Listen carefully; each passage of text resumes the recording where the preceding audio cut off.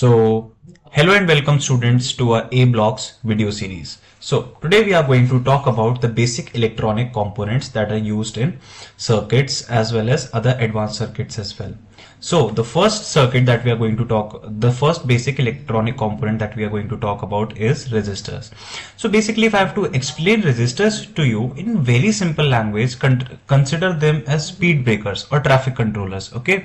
So, for example, if we consider them as speed breakers, your car is maybe moving at 60-70 kilometers an hour, and as soon as you see a speed breaker, you bring your car down to 10-20 kilometers per hour. In a similar fashion, a lot of electricity flows through our homes, 230 volts, 220 volts AC, and sometimes maybe even more. Okay, so similarly in electronic components we use DC energy, and our LEDs or small components require 2, 3, 4, 5 volts of DC volts. Okay, but sometimes we have 12 volts or maybe even more voltage. So to slow down that 12 voltage and bring it down to 5 volts, 4 volts, and slow down the current, we use resistors. Resistors slow down the electricity, and thus they make your components more safe, more reliable, and more durable. Okay, so resistors are like traffic controllers for electricity. They control the electricity. Also, fun fact, the tiniest resistor ever made was a nano resistor, which is only a single nanometer long. These types of resistors play a crucial role in nanoelectronics as well. Now, a few things about resistors that you should know is the measuring unit of resistance is ohm.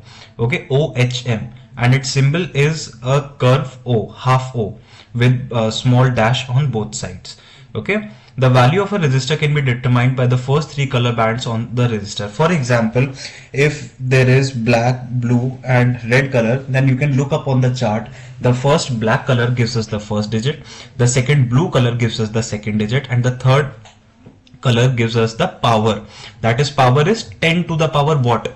Whatever the color will be, 10 will be raised to that power. Okay, so it gives us value of the resistor. Now moving on, we have an LED. An LED is basically a light emitting diode which consists of two terminals, the positive terminal and the negative terminal. The negative terminal is the smaller one and the positive terminal is the bigger one. We also call them as cathode and anode, whereas cathode is the negative one and anode is the positive one.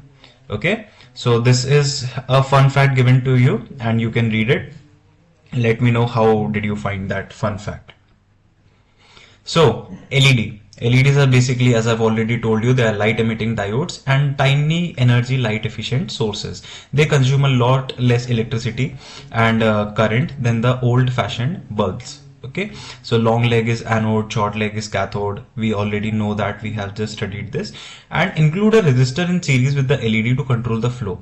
So as we have already studied, resistors are used to prevent damage to our electronic components. So while you are connecting your LED to your Arduino or a battery, make sure that you use a resistor in series so that your LED doesn't blow up. Now, breadboard is like a plug and play platform for building electronic circuits without using solders. Okay, so you can basically build upon a lot of circuits on breadboards very simply. You just have to use a few jumper cables and then you are done. Okay, so breadboards are very efficient in building small circuits, and they come in handy as well, and they are very safe because they do not require any solders. So if you are going to make small projects in the future, this is something that will come in very handy for you. So this is called a breadboard. This is where you make circuits. So these are some facts about breadboards that we have studied up till now. Components can be easily rearranged or replaced, and it makes an ideal tool for you to make small circuits as well. And finally, we have jumper cables. Jumper cables are basically your small everyday wires, but these are of three types: male to male jumper cables, male to female jumper cables, and female to female jumper cables. So cables that have pin on both sides are male to male, on one side are male to female, and no pins on both sides are female to female jumper cables. So these are used to fixed breadboards or connect breadboards and are very easy to use and handle. There are color coded jumper cables as well. Okay, so these are the uses that you can see of what we have studied. And in conclusion, today we studied about various electronic components as well.